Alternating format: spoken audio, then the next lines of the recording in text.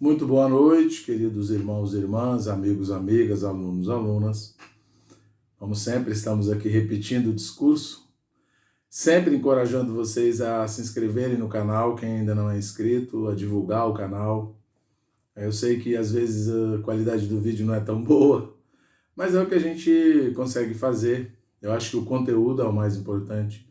Como eu sempre estou dizendo a vocês, eu vou deixar sempre aqui na descrição o endereço da editora, do ministério que eu congrego, e o endereço também do ministério, tá certo? Então tá sempre aí na descrição.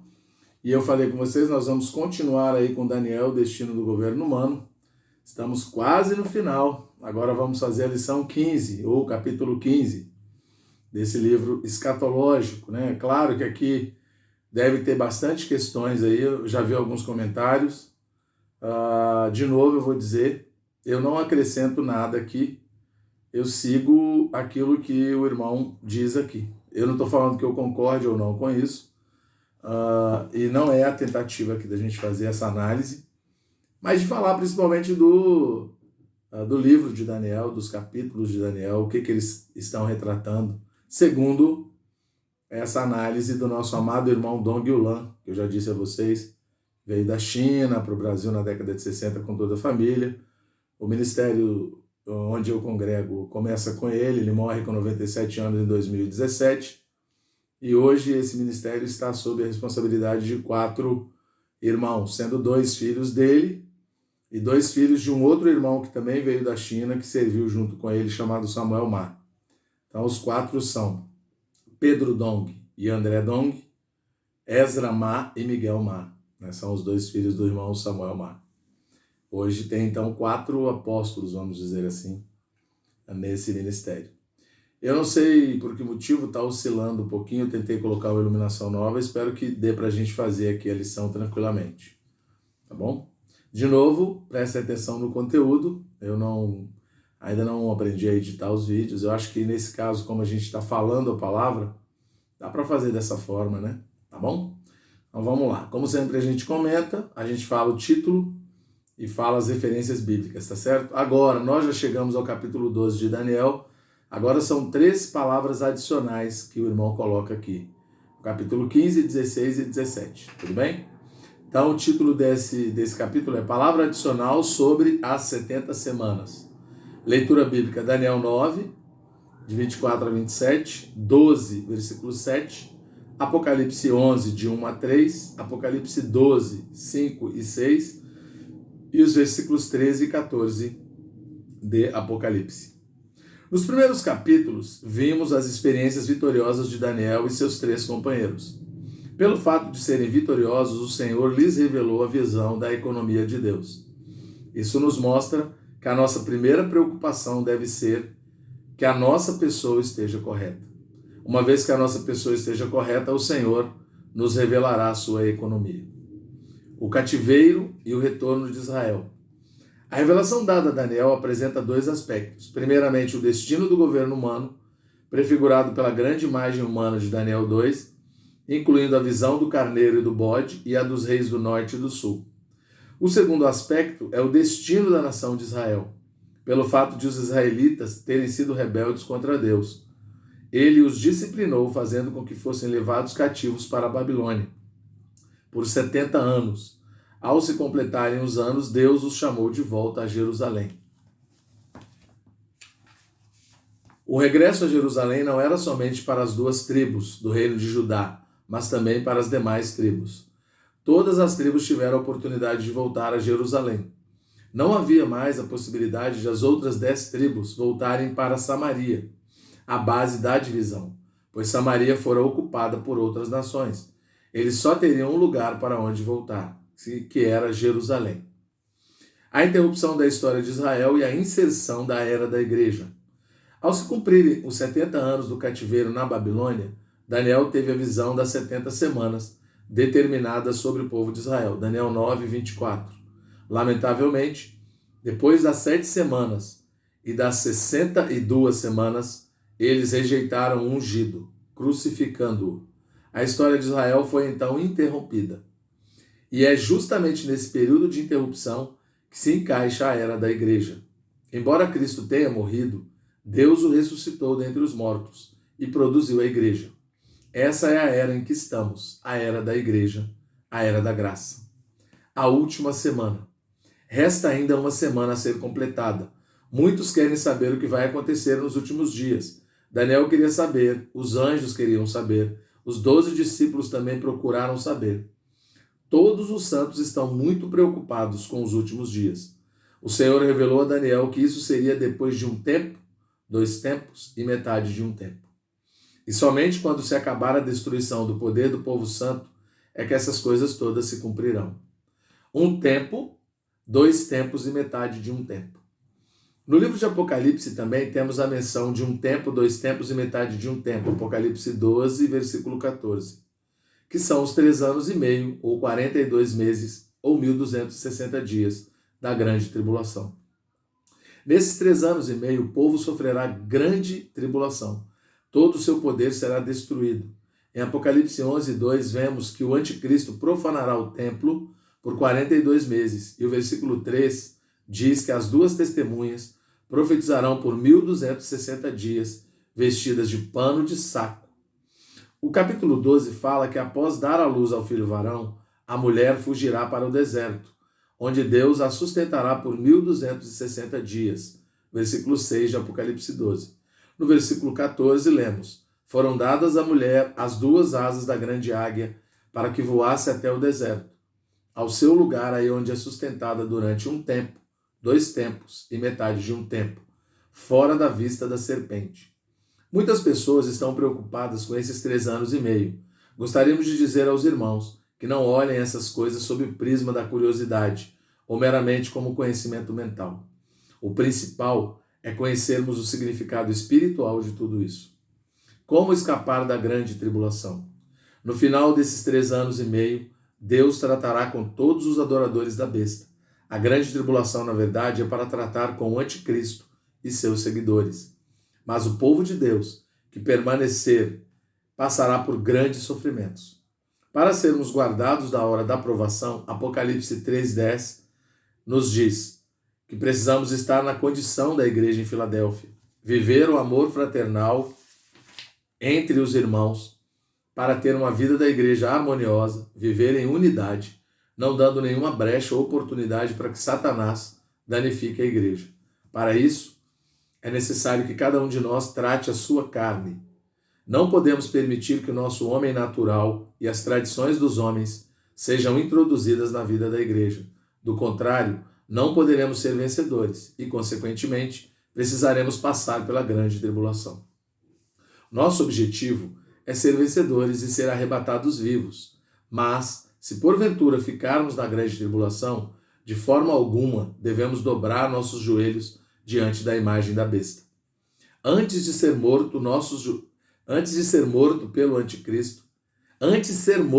pelo anticristo, morrer de fome por não conseguir comprar alimentos, morrer de frio por não conseguir comprar roupa, ou morrer de doença por não conseguir comprar remédios, mas adorá-lo jamais. Os que forem martirizados na tribulação serão os vencedores tardios, aqueles que entoarão o cântico de Moisés e o cântico do Cordeiro sobre o mar de vidro, diante do trono de Deus. Apocalipse 15. As 70 semanas. Estudemos agora as 70 semanas de Daniel. Aqui, cada semana é uma semana de 7 anos. Portanto, 70 semanas equivalem a 490 anos. Em Daniel 9, vemos que desde a ordem para reedificar Jerusalém até a morte do ungido, passariam 7 semanas e 62 semanas, ou seja, 483 anos. As 7 semanas, 49 anos, abrangem o período desde a ordem para reedificar Jerusalém até a restauração total das praças e circunvalações. Que ordem era essa? Não era o decreto de Ciro, pois este decretou o retorno do povo para a reconstrução do templo. A ordem aqui é o decreto do rei Artaxerxes, dado no ano 445 a.C., quando Neemias foi enviado a Jerusalém para reedificar os muros da cidade. Desde esta ordem até o término da reedificação, incluindo as praças e circunvalações, transcorreram 49 anos. Depois disso, haverá a última semana. Haverá mais 62 semanas, aliás, ou seja, 434 anos até a morte de Cristo. Resta ainda a última semana, que serão os últimos 7 anos desta era. Mas depois que Cristo morreu, já se passaram quase 2000 anos. Onde estão esses 7 anos? A partir da morte de Cristo, abriu-se uma nova dispensação, a dispensação da igreja, a dispensação da graça, o período do mistério. A era da igreja foi encaixada dentro da história do povo de Israel. Por causa da rebeldia e da rejeição do povo de Israel, Deus nos enxertou na oliveira. Romanos 11. Nós que éramos da oliveira brava, fomos enxertados na boa oliveira pela misericórdia de Deus. A igreja é o fator determinante da última semana. A igreja será o fator determinante dos últimos 7 anos. Tudo o que está acontecendo hoje nos tem estimulado e nos mostra que a vinda de Cristo está muito próxima. Tais fatos como a unificação da Europa, a queda da cortina de ferro e os últimos acontecimentos da União Soviética dispensam qualquer comentário. Tudo isso nos indica que a vinda do Senhor está próxima. Porém, essas coisas são somente fatores coadjuvantes. O elemento principal é a igreja. A figueira está brotando. Embora a parábola da figueira se refira a Israel, ao seu ressurgimento, podemos aplicá-la hoje também à igreja. Quando saímos para distribuir o jornal Árvore da Vida e para divulgar a literatura, muitos filhos de Deus têm recebido vida e verdade e têm experimentado seus ramos se renovarem e as folhas brotarem. Isso indica que está próximo o verão. Hoje, eles podem desfrutar a vida em abundância e crescer por meio de uma palavra saudável. Não estamos aguardando passivamente a volta do Senhor, como fazem alguns judeus ortodoxos. Eles nada podem fazer, mas nós podemos ter influência direta na vinda do Senhor. Podemos espalhar a palavra de Deus, levando o evangelho completo a todos os filhos de Deus e a todos os que ainda não creem. Isso é, espalhar a semente de vida por toda a terra.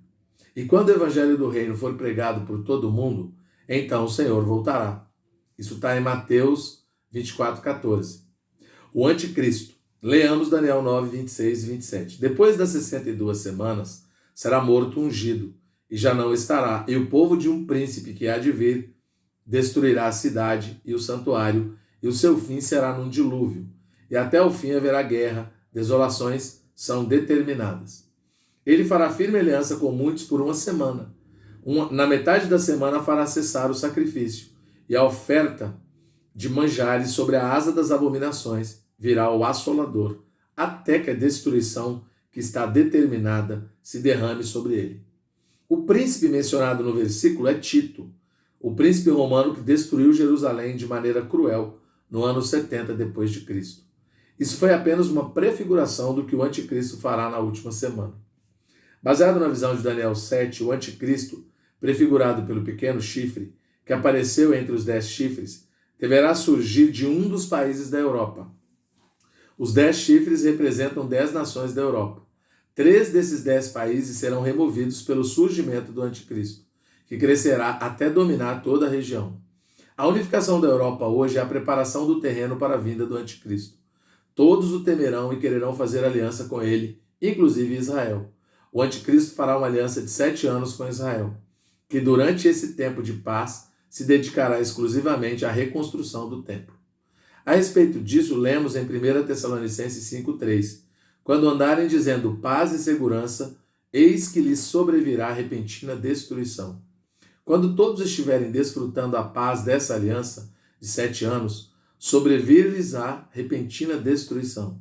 No meio da semana, o anticristo romperá a aliança com o povo santo, introduzirá sua imagem no templo e fará com que todos os povos e nações a adorem. Todo aquele que adorar a imagem da besta receberá uma marca na fronte e na mão direita.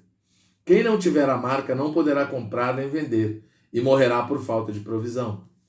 Os 7 selos de Apocalipse. No capítulo 5 de Apocalipse, os 7 selos são abertos. João chorava muito, porque viu que havia um livro que continha todo o mistério da vontade de Deus, mas estava selado com 7 selos. E ninguém era digno de abrir esse livro. Mas um dos anciãos lhe disse que não chorasse, pois o leão da tribo de Judá havia vencido para abrir o livro e os seus 7 selos. O primeiro selo. Quando o cordeiro abriu o primeiro selo, começou-se a desvendar toda a economia de Deus. Apocalipse 6, 1 e 2 dizem: Vi quando o cordeiro abriu um dos 7 selos e ouvi um dos 4 seres viventes, dizendo como se fosse voz de trovão: Vem! Vi então, e eis um cavalo branco, e o seu cavaleiro com um arco, e foi-lhe dada uma coroa, e ele saiu vencendo para vencer. Esse cavaleiro só tinha um arco, mas não tinha flecha, pois a flecha já havia sido disparada quando Cristo foi crucificado. O cavaleiro do cavalo branco representa o Evangelho, que saiu vencendo e para vencer. Por isso, quando distribuímos literatura, quando pregamos a palavra, não precisamos preocupar-nos em vencer coisa alguma. Só nos cabe carregar o arco sem a flecha e mostrá-lo a Satanás.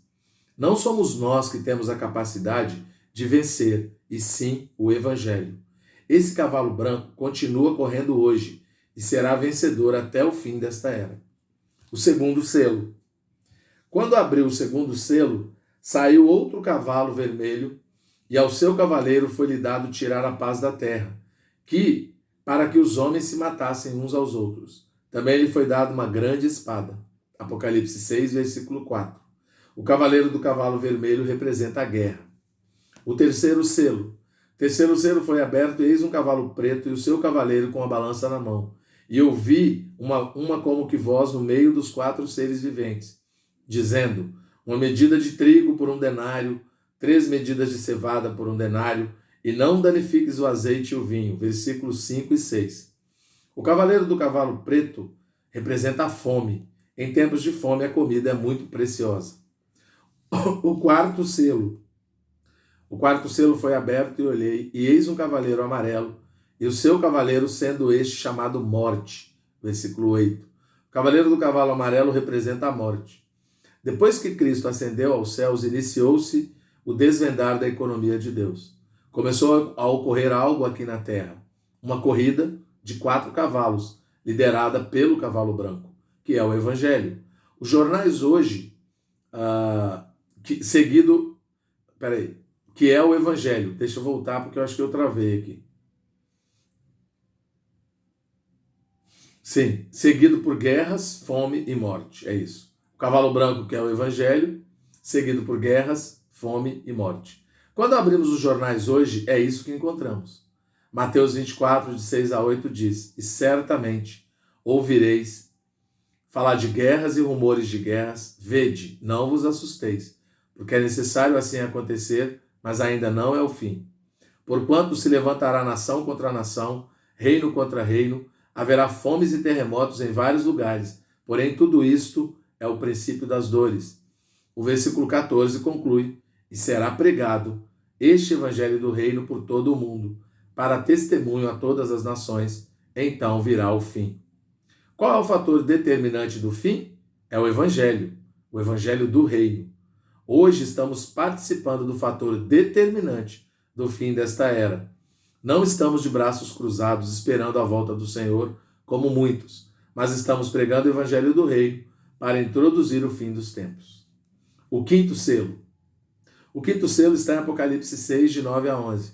Quando ele abriu o quinto selo, vi debaixo do altar as almas daqueles que tinham sido mortos por causa da palavra de Deus e por causa do testemunho que sustentavam.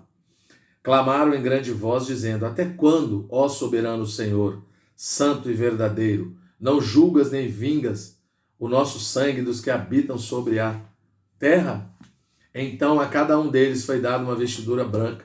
Eles disseram que repousassem ainda por pouco tempo, até que também se completasse o número dos seus conservos, e seus irmãos que iam ser mortos, como igualmente eles foram. Quem são esses?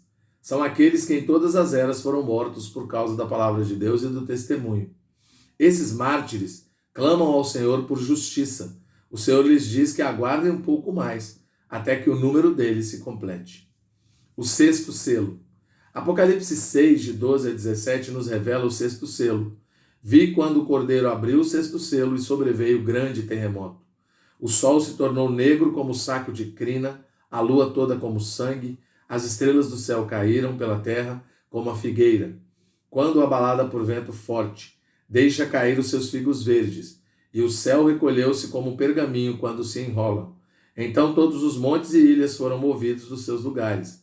Os reis da terra, os grandes, os comandantes, os ricos, os poderosos e todo escravo e todo livre se esconderam nas cavernas e nos penhascos dos montes, e disseram aos montes e aos rochedos: Caí sobre nós, e escondei-nos da face daquele que se assenta no trono e da ira do Cordeiro, porque chegou o grande dia da ira deles, e quem é que pode suster-se?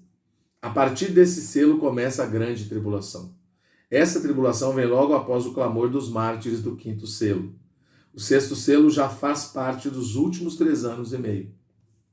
A partir de então, iniciar-se-ão os flagelos e as calamidades sobrenaturais. As calamidades que temos hoje são naturais, mas naqueles dias haverá calamidades sobrenaturais, como o sol escurecer-se e as estrelas caírem por terra. Há alguns hoje que acham não ser problema ficar para a grande tribulação, pois ainda haverá oportunidade de ser um vencedor tardio. Não tenha esse pensamento. Procure buscar o crescimento hoje. Os sofrimentos naquele dia serão terríveis. O sétimo selo. Quando o Cordeiro abriu o sétimo selo, houve silêncio no céu. Cerca de meia hora, capítulo 8, versículo 1. O sétimo selo compreende desde o final do sexto selo até o fim. O conteúdo do sétimo selo são as 7 trombetas. As 7 trombetas são tocadas e na quinta trombeta começa o primeiro ai. Ai significa dor. A quinta trombeta é o primeiro ai. A sexta trombeta, o segundo ai. E a sétima trombeta, o terceiro ai. O terceiro ai possui como conteúdos as 7 taças da ira de Deus. Não queira ficar aqui para a grande tribulação. O período entre o sexto e o sétimo selo, até o início da quinta trombeta, é bem pequeno. As 4 primeiras trombetas são rápidas. A grande tribulação. Mateus 24, 21 diz: Porque nesse tempo haverá grande tribulação, como desde o princípio do mundo até agora não tem havido, e nem haverá jamais. A grande tribulação que a terra já experimentou não se compara com a que há de vir. O Senhor está nos advertindo. Ele não quer que estejamos aqui naquela época. Apocalipse 3,10 nos encoraja. Porque guardaste a palavra da minha perseverança, também eu te guardarei da hora da provação que há de vir sobre o mundo inteiro, para experimentar os que habitam sobre a terra. Ter um coração. Se hoje guardarmos a palavra da perseverança do Senhor, o Senhor também nos guardará dessa grande tribulação. Nesse tempo, o diabo será lançado na terra para perseguir o povo de Deus e seus anjos, e também para causar dano aos habitantes da terra. Apocalipse 12, versículos 9 a 17, Apocalipse 9, versículos 1 a 11. O anticristo, por sua vez, romperá o acordo com Israel e profanará o templo. Por 42 meses, calcará os pés da cidade santa e colocará o abominável da desolação, a imagem da besta, dentro do templo, e se considerará Deus querendo ser adorado. O falso profeta fará grandes milagres diante dele e enganará muitos, seduzindo-os a adorarem a imagem da besta. O mundo de hoje vive em busca de milagres. As pessoas cultas e intelectuais buscam o ocultismo, esoterismo, coisas da nova era, etc. Coisas que o falso profeta usará para atrair a curiosidade dos homens. Por isso, nunca devemos ir atrás disso, nem por curiosidade. Hoje até o povo de Deus corre atrás de milagres. Que o Senhor nos guarde disso. As 2 testemunhas. O falso profeta enganará muitos através dos sinais que fará e obrigará todos a adorarem a imagem da besta. Apocalipse 13. Mas Deus enviará 2 testemunhas, Moisés e Elias, que suprirão azeite, espírito para o povo de Deus que ficar. Eles os encorajarão a não adorar a imagem da besta. Mas no final desses dias, as 2 testemunhas também serão mortas. Apocalipse 11. O Evangelho Eterno. Haverá também um anjo que pregará o Evangelho Eterno. Apocalipse 14. Esse Evangelho não será o Evangelho da graça, que traz a vida divina e a regeneração aos homens, mas será para advertir aos homens da terra que temam a Deus, aquele que fez o céu, a terra e o mar. Os que temerem a Deus cuidarão do seu povo aqui na terra. São as chamadas ovelhas de Mateus 25. Porque tive fome e me destes de comer, tive a sede e me destes de beber. Era forasteiro e me hospedastes, estava nu e me vestistes, enfermo e me visitastes, preso e fostes ver-me. Então perguntarão ao Senhor: quando foi que eles fizeram isso? E lhes responderá que ao fazerem isso aos seus pequeninos irmãos, eles o fizeram. Mateus 25, de 37 a 40. Haverá então separação entre as ovelhas, os que temerão a Deus, e os cabritos, os que não temerão a Deus. As ovelhas serão as nações no milênio, e os cabritos serão lançados no lago de fogo. A batalha de Armagedon e a redenção do povo de Israel. Nos dias finais da grande tribulação, o anticristo reunirá os exércitos de todas as partes do mundo para lutar contra a nação de Israel. O povo de Israel, ao ser encurralado diante do Monte das Oliveiras, invocará o Senhor e o reconhecerá como o Messias. Nesse momento, Cristo virá e salvará seu povo da grande matança. Ele pisará o Monte das Oliveiras, que se partirá em dois, e o povo de Israel fugirá pelo vale aberto. Essa será a redenção do remanescente de Israel. A nossa atitude diante dessa revelação. Diante desse quadro, nossa atitude deve ser de nos consagrarmos novamente ao Senhor. Nesse estudo de Daniel, ganhamos muita luz. O Senhor está querendo livrar-nos de ter um coração arraigado neste mundo, que é cheio de orgia e libertinagem, como no último dia do reinado de Belsazar. O Senhor falou em Mateus que os últimos dias seriam como nos dias anteriores ao dilúvio. As pessoas estarão comendo, bebendo, casando e dando-se em casamento. Cremos que tudo isso é uma situação anormal, que se está tornando cada vez mais comum hoje em dia. Essa é a situação confusa de hoje, cheia de impudicícia, onde os homens vivem pelo prazer. Em 1 Timóteo 3, Paulo fala que os homens serão antes amigos dos prazeres que amigos de Deus. Esse é o tempo do fim. O mundo hoje é uma empresa falida, um prédio condenado prestes a desabar. Você ainda quer investir nele? Não viva mais para si mesmo. Não viva mais para as coisas do mundo.